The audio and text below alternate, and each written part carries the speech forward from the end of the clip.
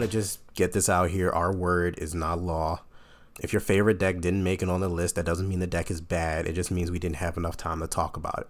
So let's not waste a lot of time and just jump right in. Silphymon is a fun Jogress deck that has some interesting tools in BT-24 that help update the deck a bit. A new Gatomon and other generic red cards to use for Jogress materials. It's pretty good. DP reduction is good as well as DP deletion. But the deck just gets outshined by its other Adventure 2 counterparts. Sakuyamon is used as an engine of absolute terror in Huddy, and Imperialdramon is still one of the best Jogress decks in the game. But what really puts those decks over Silphymon is their access to the amazing tamers that they have. Daiken and Hadesmon tamers outshine Sylph's tamers across the board, which matters a lot since a lot of Digimon have protection to Digimon effects. So the tamers helps get around that handicap. The deck is honestly tier 2 playable. Like, it's good, but it can be better. Gallantmon, do we even really need to discuss Gallantmon? Gallantmon is one of the best decks of the game right now. Just with a BT-21 Gil and a training in the back, you can just ramp all the way up into your level 6 Digimon with very little effort. The deck is always, until the deck will be tier 1 for the foreseeable future. Even with the Growl X hit that's inevitably going to happen, I still believe this deck will be an absolute menace. Virus Imperial is another solid Jogress deck that relies kind of on like a linear combo, somewhat like Titamon. I think Virus Imperial is a better version of Titamon, honestly. It takes a little less memory to get going, and it also has a better payoff with its is it dragon mode? I can't remember. I think it's fighter mode. With the fighter mode that can kind of shut off on plays and acts as like a Crimson Blaze, and not shut off on plays, but it acts as like a Crimson Blaze on a body, which is really good in this meta. Crimson Blaze is already so good that in fact that I think the card's like $5, but just being a Crimson Blaze on a 13k DP Digimon that has retaliation and sec checks, it's solid. The deck is 1.5. It's really good. I don't think it'll ever not be good. It just sees less play because of new toy syndrome. Jesmon is a deck that ever since it got released in BT6 will always see some kind of support.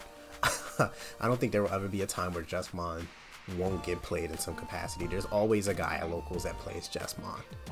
And Jesmon is solid right now. It could trigger Alliance twice, swinging like 30,000 plus DP. It can be protected from Digimon effects. It takes very little effort to set up like an unbreakable board.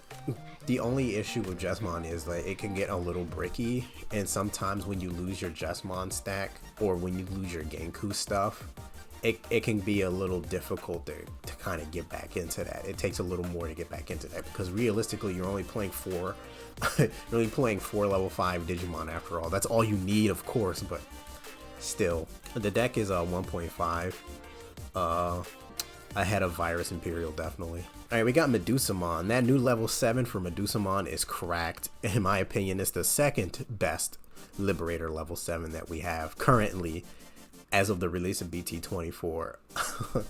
That Zephagamon level 7 does look sick though, let me tell you. It can just, Medusa is a very good anti-meta deck. It can manipulate the trash, which is what Digimon kind of needed. It can also pop specific security, which is fantastic. It can choose which security to delete. So if somebody's playing bees and you really want to snipe the royal base option, you can do that. So the deck is 1.5. I think it's a little bit below Jesmon. I think Jesmon's a little bit faster than it, but it's definitely better than Virus Imperial. Alright, moving on to Blue Flare. Blue Flare is so interesting. This is one of the decks we're always going to have on the list because low-key we got bullied into putting it on the list all the time. When we didn't put Blue Flare on the list, the Blue Flare community really let us have it. Right now though, Blue Flare, it's good, but it's Blue Flare. It needs things on board to interact with for it to really see the most of what it can do. And not really problem, but how Digimon is right now is that like the things that are on board have immunity to Digimon effects, or the decks sit in raising until they just have an explosive turn. So I just think Blue Flare kind of fell off a little bit because of that, and right now we're just going to keep it at locals for now. Blue-Green Imperial, debatably one of the best Jawgrass decks in the game. BT-16 Imperialdramon is easily top 10 most broken Digimon cards ever printed, for sure. The BT-16 Imperialdramon can be thrown into so many different decks by itself. I mean, Huddy plays it for sure. I've seen it in a couple of Huddy lists. But Blue-Green Imperial by itself is still really solid. Like, they have that Floodgate Dragon mode that they can go into from BT-16. They have Paladin mode from BT-17 that can reset the game. Of course, BT-16 is pale. BT-16 is pale. BT-16 Imperialdramon is really good. BT-16 Daiken is insanely broken. It can just do a lot for like very little memory. I think that's the thing about Imperial is if you set the opponent to 1 and they have a Davis and Ken out, they can almost immediately go into Imperialdramon. It can get a little bricky. Things and turns can get a little awkward when you're looking for specific pieces. Like if you're really looking for like a blue level 4, or you really want the BT-16 Pale, but you have the starter deck Pale instead, it can get a little weird. I would say the deck is definitely competitive. It will never not be competitive. I think it's on the lower end. It kind of, I want to put it like here, definitely. Galaxy Toolbox is been on the rise recently. Really, I shouldn't call it Galaxy Toolbox. We should really call it a generic blue deck. A really good generic blue deck. We should call it Blue Links from like Yu-Gi-Oh, you know? Remember Dragon Links? Well, Galaxy is the equivalent of Galaxy. I'm messing up my speech. Galaxy is the equivalent of Dragon Links in Yu-Gi-Oh, so we should call it Blue Links because they use every single good generic blue top-in that they can find. They play Mirage Galgamon. They play Mirage Galgamon Burst Mode now as well. EX7 Hexablaumon. They play Venusmon now. Dynamon from BT-22 is super solid. Galaxy will never not be good. I think it just kind of fell off a little bit because a lot of other decks are just stronger, but Galaxy is definitely a gatekeeper of 1.5 for sure. All right, we're moving on to the Agilmon Jupitermon deck. This deck is disgustingly fast. Turn 2, they can, if you have the right setup, you can easily go into like a Jupitermon very easily. You'll pay a little memory, of course, but Jupitermon is also a house. It cannot be removed very easily by effects, because if it will be removed, it can just trash your security and then in turn trash the opponent's security. So it's kind of like an attrition thing going on. It'll stick around. It's pretty beefy as well with barrier and just having like 13k DP. When you combo it with Homeros, you can also get the recovery from the Wind Digivolving on play effect as well. So minding something 13k DP is nothing to scoff at. And then recover 2 is really good. I think the only issue with the deck is lack of like redirects. That's the main problem with the deck I see, is that like it has an issue switching attacks to like Jupitermon to protect your security, or like it has an issue just kind of like defending itself from the Digivolve as well. It's a great deck, but it has some struggles, but if it can ignore those struggles, it will win. That's the best way I can put it. If it doesn't need to do any of that, like block or be immune to like DP reduction or de-Digivolve, then it's fine. It's honestly fine. It's a great deck. I would say it's definitely hesitant to put it in tier 1. I'll say tier 1.5 behind Galaxy Loot for sure. Mastemon is insane. Mastemon is so good now. I slept on this deck.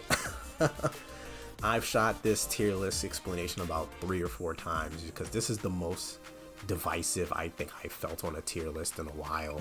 Mastemon is definitely a far cry of what it was in its BT8 days. Gone are the days where you go into Mastemon and you kind of just automatically lose because you don't have enough tools to even get to Mastemon. With the new CS Lady Devi and Angelomon, there's so many ways to get to your Mastemon. And even going beyond that, Dmvdrakes is actually a viable card that you can go into now. That's not like just cope or a win more button. It can actually be used as a finisher akin to Chaosmon Boulder Arm. Mastemon is definitely tier 1. It's really good. It's a really solid deck. Sakuyamon has come a long way as well from its EX2 days, you know. It was something special about that support it got in BT-17, man. It really, in BT-18, excuse me, with the Tau loop.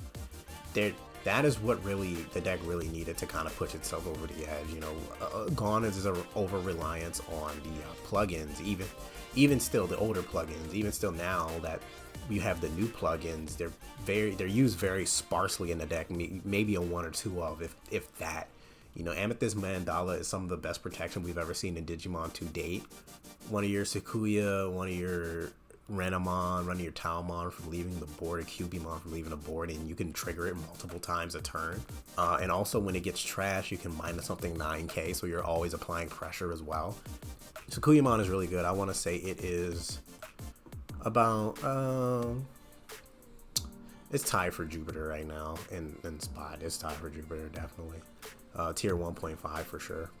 Okay, fun fact, Zephagamon is the only green deck on this entire tier list. Not because I hate green, quite the opposite. I love green. I've been playing green since the game came out. My first deck was the Silphymon starter deck, the yellow Silphymon starter deck, and then right after that I played Titamon beat down in BT1 because I couldn't afford Omnimon, because Omnimon in BT1 was a $150 card. Also, scalpers and prices and the C virus took control of all of that. But anyway, the reason I only put Zephagamon on the tier list right now, at least, is because I believe this is the best green deck to date. Currently, right now, runner-up definitely is Bloomlordmon, but I didn't really want to put Bloomlordmon on the tier list. I might want to save that for the EX11 tier list. But just Alliance Bunnies, Rapid, Rose, Tyrannomon, Royal Base, Tyrant, Green Ranger. These decks are good. Bloom, like I said, being the second strongest in the game. But Zephagamon is one of the few decks, the few green decks that can actually deal with the opponent's board. Not only can it attack over some Digimon with high DP values, the only other green deck being able to do that maybe is Tyrant, but it can also protect itself when it unsuspends with the starter deck. With the starter deck Zephagamon and also the EX7 Grand Gale, making it have more versatility than other decks. Bloom is very fast. It's the fastest green deck, I believe, like easily the fastest green deck. But Bloom doesn't have any protection. The only way to get protection on Bloom is to use EX7 Grand Gale. Tyrannomon kind of has protection, but Tyrannomon is kind of like a Greymon deck. It bricks. Royal Base has pretty good protection, but Royal Base can be easily manipulated, and it's very weak to DP reduction. Tyrant is just too slow, and then Green Ranger is just like play Bloom. Green Ranger's pretty okay though. Zephagamon just right now has the tools to contend with most of the format, and right now the deck is tier 2 playable, way better than Silphymon, of course, but it's just tier 2. In EX11 it'll definitely be a lot stronger. Diaboromon is one of those decks that on paper seem like it should be good. It has everything it needs. Like a non-once per turn gain a memory inheritable is cracked. But the thing is, you're struggling for space because you want the older inheritable because they're broken. Drawing every time you play a Diaboromon or gaining a memory whenever you play Diaboromon, or all your Diaboromons having rush, is such a good deck, or like good inheritables, that it makes you be like, dang, I want all these inheritables, but I need protection because everything is so fast and strong now. I need protection on my guy. You know what I mean? So then you have to come in, okay, I need the new Diaboromon stuff with the protection. When one of my Diaboromons will be removed or something, I can delete another token to save it, but then, oh no, I have to give up like my rush for that. So now I have to play a more defensive deck, and I can't go as aggressive as I want. So Diaboromon, in my opinion, is one of those decks on paper that has all the tools it needs to be successful, but it just can't. So it's still a good solid deck. I'd say it's playable right now. Definitely above Silphy. Silphy might have it because Silphy just has access to Crimson Blaze, but Diaboromon is pretty good. Silphy and Dia is pretty tied. Digi-Police is literally just Gacha Green. It's Gacha Green support we always wanted. It's the Gacha Green support we always wanted, you know. It's black Gacha Green. It's fine. Like, there's ways to manipulate the casino aspect of Gacha Green. Excuse me, Digi-Police. Now with the new egg and stuff, but like honestly, it's a good deck, but it just kind of like gets outclassed by so many other like decks. And the issue with that is the green issue where you kind of need, the deck relies on the opponent having things out like Tamers and Digimon. And if they don't have any Tamers or Digimon out, or the Tamers or Digimon they have are protected in some capacity, then it makes Gacha Green's, Digi-Police ability to kind of push for a game a little harder to do. The new Omnimon, whenever a Tamer becomes suspended, de-digivolve 2 on something once per turn, and as all turns is really good. But then if they digivolve and then like neg your board with Huddy, or they digivolve into Gallant and then they pop your guy, or they digivolve into like literally anything and just de-digivolve your stack, it's kind of hard to even just deal with that. I mean, there's not a lot of de-digivolve going on right now. Well, no, actually there's rocks that can de-digivolve too, so it's a little rough for Gacha Digi-Police. So right now we're just gonna say keep it at local.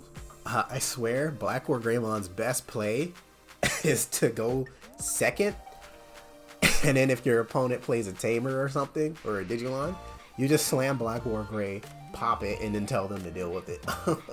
Like, when your best play is to slam Blackwargrey ace turn 1, you know you're cooked. The deck is Greymon. It's the best Greymon deck you're going to get outside of like Omni, honestly. The deck is fine. The main issue is Greymon brick, and that's why they had to print so many Digimon with like on plays that are level 6 and level 5, because the brick in Greymon is just so terrible that you could actually not be able to do anything with your hands. And another thing is, half your deck is literally search cards and Tamers, while the other half of your deck is your line. So basically half your deck is dedicated to finding the other half of the deck. And unlike Alphamon, which can like basically OTK, Greymon decks can OTK, yes, but to do that takes a lot more work and a lot longer. So Blackwargreymon is good. It's definitely playable. Above Silphymon, I want to say. Alright, rocks, we're getting into Magnetidramon. Magnetidramon is insanely good. It's an insanely powerful deck. Magnetidramon just like has great board control, great protection with Fragment, great inheritables. It has access to de-digivolve. It can loop its inheritables, which is also crazy. The only issue with Magnetidramon is it's really easy to run out of bullets in the clip, so to say, or magazine, excuse me. Because if you shotgun your OTK improperly, you will be stuck. you will be stuck very much in range for one of the meanest clapbacks of your life. That's not to say the deck is bad, but you really have to plan out how you're going to go into your OTK. You really have to think ahead. You have to monitor what the opponent has. You have to monitor what resources you have, and you have to play in a way that stops your opponent from getting to their win condition while accelerating yours. And I think that poses kind of like a skill gap kind of issue there. So the deck is highly competitive. It's stupid. It's a cracked deck. Just very easy to misplay with it. One of my favorite decks ever, Machinedramon. Machinedramon is a great mid-range deck, honestly. It's changed a lot over the years, where at one point your best thing that you could do for Machinedramon is slam BT-11 Analog Man, and then you're kind of golden from there. But because of all the new DM stuff from EX9, it kind of changed the way Machinedramon is played. Instead of like slamming Analog Man and being very defensive and kind of redirecting attacks to him, trashing your opponent's security, you can get really aggressive with some really aggressive abilities and inheritable effect. You can use the Medusamon, which can unsuspend you. You could use the Greymon, which can pop based on DP values, and you can use the Megadramon, which is like my favorite one, to like swing, attempt to blow yourself up to unsuspend and get more damage in once per turn. Like, Machinedramon is so much more aggressive now that it could be kind of difficult to even fit in the older stuff. I don't play any BT-11 analog, man. I actually took that card out of my Machinedramon deck. I play like all EX9 analog youth. I don't even really play EX9 analog man like that, because it's just like, you don't want to hard play Machinedramon. You want to kind of ramp the sources enough so it could stick around longer and just hit as hard as you can. Like, people don't even have blocker on their Machinedramons. I don't even see people play the what's his name, Andromon at all. So all that being said, Machinedramon is definitely in the playable tier. It's really solid. It's definitely playable. All right, moving on to Purple Hybrid. Purple Hybrid is the best hybrid deck right now. Second runner up probably Red Hybrid, but Purple Hybrid, it's so funny. Everybody thought that when the mat got hit that it'll slow the deck down, but it didn't. It did slow it down a little bit. It slowed it down like 2%, but the deck is still very much playable without the mat. And so Purple Hybrid, Purple Hybrid, you just swing, Digivolve from trash, mellow out of cards, punish your opponent, blow yourself up, do it again, The cool thing is you can throw in some of the new creepy stuff with it to really kind of push the mill going, and having like another win button for a game as well, other than superior mode, because a lot of Purple Hybrid decks play superior mode at like 1 to 2 copies as a finisher. The deck is really good. Definitely 1.5. I want to say it's like around where Jess is. It's one of those decks that always see support and never be bad. Okay, next up we got Creepymon. Creepymon is fun. It's the most middle of the road of the Dark Masters decks, I think. It's not as bad as Barbamon, which in my opinion is the worst Digimon deck in the game. Barbamon. And it's not as good as like Beelzemon or even like Leviamon. Its mill is good, but it stops once the opponent has 10 cards in trash. A godsend, honestly, because imagine if we were able to mill more than just 10 after 10 cards in trash. That'd be kind of nutty, Its main issue is it's exploitable. Its when attacking isn't really that strong, because its when digivolving on deletion effects are what allows it to pop Digimon, and the when attacking just allows you to play something in your breeding area with 5k DP or less. So after that, it can get the Digivolve, Bod deck, stun, bounced, any blue, green stuff. It can be exploited very easily. That's the main issue with Creepymon. The deck is, I want to say, keep it at locals, honestly. Like, I don't really see it being able to do anything with the higher tier decks. It can sneak wins, but it's going to take a lot of work. Below Blue Flare, but definitely better than Digi-Police. Millennium Loop is one of those like decks I don't understand fully. Every time I play test with it, I misplay very, very badly. And when other people use it against me, when I just fight like casuals at my locals, or like I play against people in the sim, they don't really get the loop going as well. I have had the loop done on me before, where they just clear my security and it's all hunky-dory. But I was playing slower decks like Apoclymon and just fun stuff, just for practice. And then when I play actual like top tier decks like Gallant or even like Rocks, I kind of just destroy the deck. Or even Huddy, it kind of just folds. If I find my win con quick enough, the deck just folds, because it takes a little bit of trash setup. It takes a little less trash setup than like something like Mallow Loop, I would say, or maybe they take the same amount. But then you have to think about the things you need out. You need the promo. You need very specific You need very specific Millennium, not Millennium. Yeah, well, yeah, you need the promo Millenniummon. You need the promo Insane Synthetic Monster. You need like maybe an analog youth or a starter deck Mad. You need a very specific Machinedramon. You need a very specific Chimeramon, and you kind of have to have all of that already in your trash to loop the opponent. Where if Huddy gets the right draws, it can kind of just finish you on the spot. If they have enough gas in the tank, they can kind of just finish you on the spot. And then if they can't finish you on the spot, they can go into like a Venusmon or something and then shut off when attackings and when digivolving effects. So I'm gonna, just to save my ass, I'm gonna put the Chimera loop in tier 1.5 like right about here, just to save me, because if it goes on to be this insanely busted deck, I at least have the I put it in tier 1.5 competitive, so I'm not wrong, even though in the long run it doesn't really matter.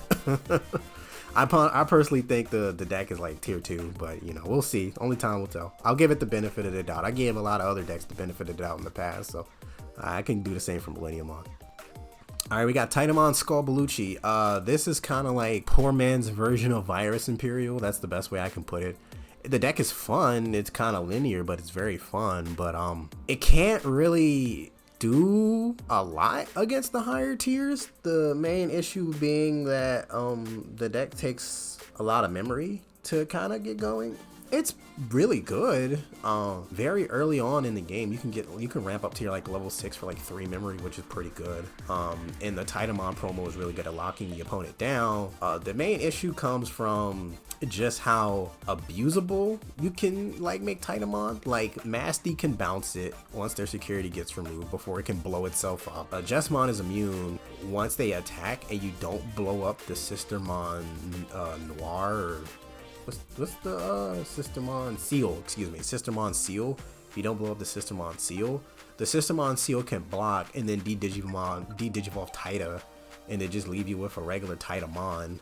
It's a lot against it. The deck is still good, in my opinion. It's a good deck, but it just has too many issues right now. It's definitely tier 2 playable. I think it's a little bit better than Machinedramon, honestly. Or like Machinedramon and Titamon are a little bit tied. Alright, we got Ghost. Ghost is a really fun deck. It's good. The main issue with Ghost is that since they blow themselves up and they play themselves back out, if you don't have enough memory to kind of make a decent stack again, you can get stopped by things like Hexablaumon or like even, I don't know, Sakuyamon, right?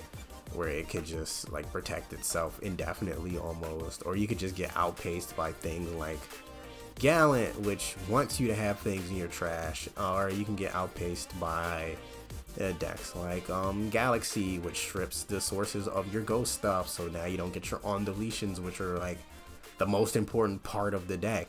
So it has its utility, definitely. I want to say it's about a solid tier 2, around the same spot as Titamon SkullBaluchimon. They both kind of have the same weaknesses a little bit. I just think Ghost actually is a little bit better than Titamon SkullBaluchimon, but if you ask me tomorrow or even next week, these two spots can honestly change because the decks are so similar. Alright, Hadesmon is the second best app deck in the game. The main issue with apps is like they have a problem figuring out which sources they want and which app links they want.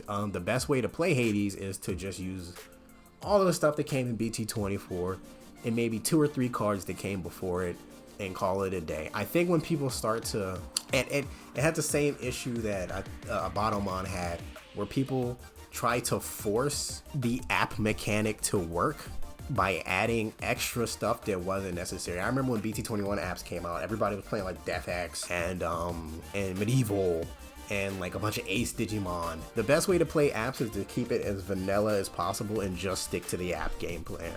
Spider-Man Jones compared it to be like the light sworn of of Digimon decks. So it's something to think about. I think the deck personally is playable. Honestly, it's like right around where Titamon and stuff is. It's definitely good. It's not as good as App Hero. App Hero hits like a truck. but it's definitely the second best app deck. All right, we got TS Toolbox. I didn't want to just put Neptune and Venus and just like Minerva and Maruki on the tier list, a separate deck, because I honestly believe the best way to play the TS box deck is to just have a ratio of whatever you want in your deck, like 3 Venus, 2 Minerva, a Neptune, a Maruki, or 3 Maruki of Venus, 2 Neptune, you know what I mean? To just make it as generic as possible, and that's honestly the best way to play the deck. Because when I realized that they work better together than they do in their own thing, with Minerva being able to kind of de-digivolve and loop itself and loop pieces, Neptune being able to support Venus with just stripping sources, Venus being able to even support like something like Maruki, right? Or they kind of mesh a little badly, but like Maruki being able to support like Neptune after something is cleared, you can just kind of like swing and suspend anything that still remains, you know. It's Maruki's definitely the worst of the Apollo's Digimon, but you really want to just play Minerva, Neptune, and Venus. Those 3 together are like cracked insanely with Homeros. The deck is 1.5. I think it's right next to like Jupiter, maybe a little bit before. I want to put it there, like behind Millenniummon. It's a really good deck. The issue is that it can get a little, like in the early game, it can get a little bricky and hard to maneuver, but once you get to the late game and you got the late game established, you basically won. All right, we got Apoclymon. All right, Apoclymon. I love this deck. It's bad though. And the reason it's bad, kind of like Creepy, is that it gets easily exploited. Way more than Creepy. I didn't mention floodgates too much in the game, in the tier list right now, but play cost floodgates and reduction floodgates annihilate Apoclymon. Like a Rogue Crimson Blaze can shut off an Apocly turn. Not allowing to put Dark Master's Digimon in the breeding area is really rough. Bouncing your Digimon back to security or bot decking them could really hurt you.